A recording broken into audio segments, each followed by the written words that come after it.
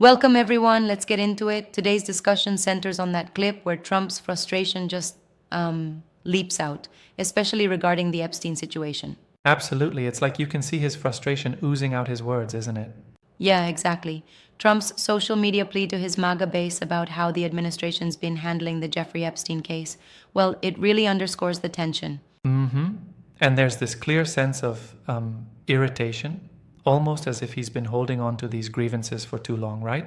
Right, and it's kind of interesting. He's throwing in reminders of past grievances and even those old, well, conspiracy theories he's promoted over the years, while simultaneously asking his supporters to just leave Epstein in the past. Yeah. It's that fascinating contradiction. Yep. It's like, how do you ask someone to let go of something when you yourself have built a whole narrative around it?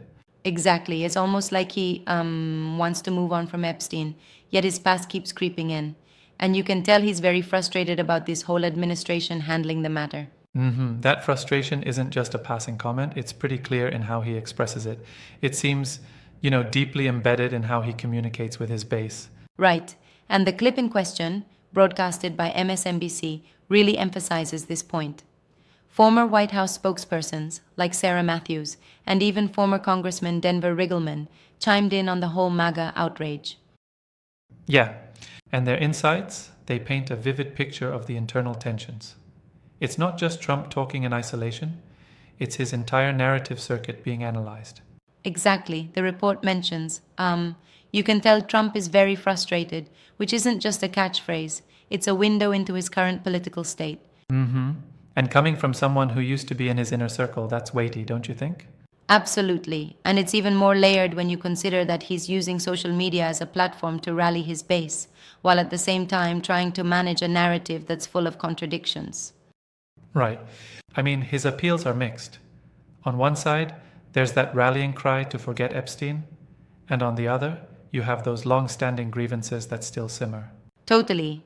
And it's that balance, or, well, imbalance, that makes his communication so intriguing.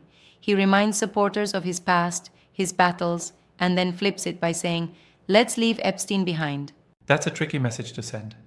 It's like he wants unity within his base, but also somehow stokes divisions by highlighting past controversies. Yes. And this isn't just a one off comment, it's part of an ongoing pattern. His detailed social media plea couldn't be read without reference to how he's used similar rhetoric before. Mm-hmm.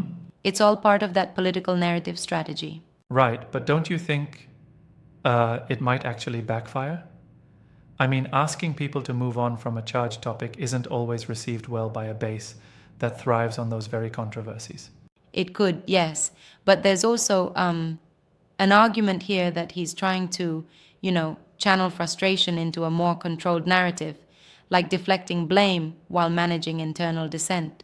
Mm-hmm. It's almost like, well, a balancing act between venting emotions and attempting to steer the conversation in a new direction. Exactly. His words come off as both emotionally raw and strategically calculated.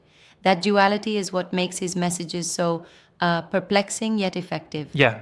And the media definitely picked up on that, right? I mean, MSNBC and other outlets are reporting this with a lot of emphasis. Absolutely. The clip, with nearly 473K views and millions of subscribers backing MSNBC's platform, shows the scale of the reaction. It's not just a fleeting moment. Mm-hmm. It's like every nuance of his social media presence is magnified now. Yes, and let's not forget how former officials like Sarah Matthews and Denver Riggleman give their takes. Their insights, coming from individuals once inside the inner workings of that world, add a serious layer of credibility, even though their statements are, well, laced with political bias. Right. True. And it gives us an inside perspective, almost like a backstage pass to the current political theater. Exactly. The performance here is multi-layered. On one hand, there's raw frustration about handling a sensitive case like Epstein's. On the other, there's an element of controlled messaging, urging the base to set aside long-held grievances. Mm-hmm. But isn't it a bit contradictory? I mean, leaving the past behind while continuously invoking it seems like a conflict in strategy. Yeah, it is contradictory, and that's what makes this so interesting. It's as if the past is a tool he uses, sometimes to rally support, and other times to signal a breakaway from it. Yep. And that duality might also be feeding into the division within his base. Some resonate with the call to move on, while others dwell on those historical grievances. Exactly, it's like a tug of war. And in today's fast paced digital realm, every tweet or social media post is dissected to, extract any hint of intent. It really underscores how social media has become the stage where political messaging is amplified beyond traditional channels. Yup, and this particular situation with Trump is a prime example. The interplay of his anger, his historical narratives, and the strategic messaging. It's like a political cocktail that's both explosive and, well, unpredictable. And it all plays out in real time. The reactions, the updates, including the detailed reports from MSNBC, really show how the narrative shifts with every broadcast. Right, and one has to appreciate that these reports come with layers of both journalistic scrutiny and political analysis. They're not just reporting facts, but also revealing the broader impact on public sentiment. Yeah. And speaking of public sentiment, the viewership numbers alone, millions of subscribers and hundreds of thousands of views, tell a story of how deeply engaged people are with these controversies. Exactly, and that engagement, the very public nature of these discussions, fuels an environment where every word is packed with meaning. It's akin to a never-ending political debate broadcast live. It's really a high-wire act in political communication. But I have to ask, do you think his approach will ultimately consolidate his base, or might it widen the cracks? Well, that's a valid question. It might work both ways. His base tends to be fiercely loyal, yet such contradictions could, over time, erode trust among those who are on the fence. It's like, every statement is a double-edged sword. Exactly. And it's that double-edged nature which embodies modern political communication, layered, ambiguous, and full of both rallying cries and internal dissent. Absolutely. And it reminds us that in politics today, nothing is ever as linear as it seems. The interplay between past controversies and present strategies just keeps evolving. Right. It's a constant narrative in flux. And these kinds of developments not only highlight Trump's unique style, but also the broader challenges in managing a political base in the digital age. Exactly. And as we keep watching how this unfolds, every new comment, every broadcast becomes another layer in understanding that ever complicated political tapestry. It's both fascinating and, well, a bit chaotic, like a political rollercoaster where every loop brings up both nostalgia and new controversies. Yup, and that's what makes the conversation so engaging. With each turn, there's something new to unpack, from raw emotion to strategic messaging. Right. And it really forces us to consider just how intertwined personal sentiment and political strategy are. It's like every tweet or post is laden with intention, whether intended or not. Exactly. And in Trump's case, that intention is multifaceted.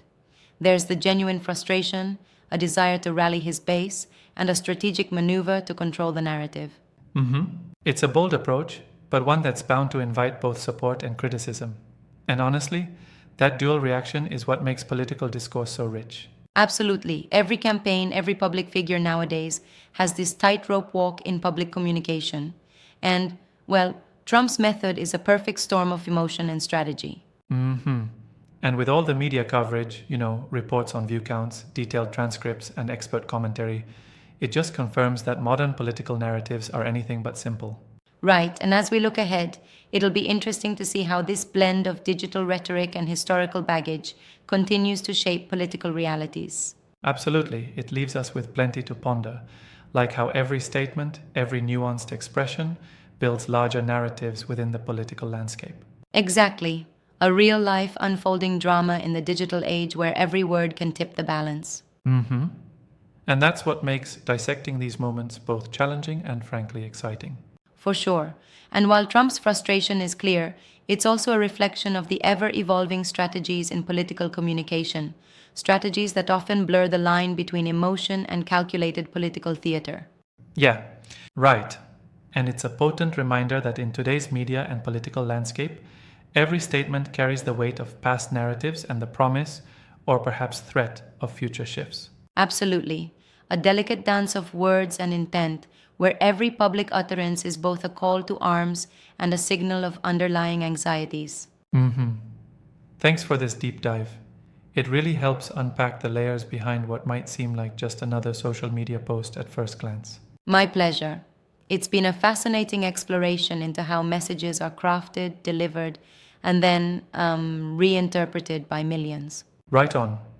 Until next time, let's keep questioning and digging deeper into these complex narratives.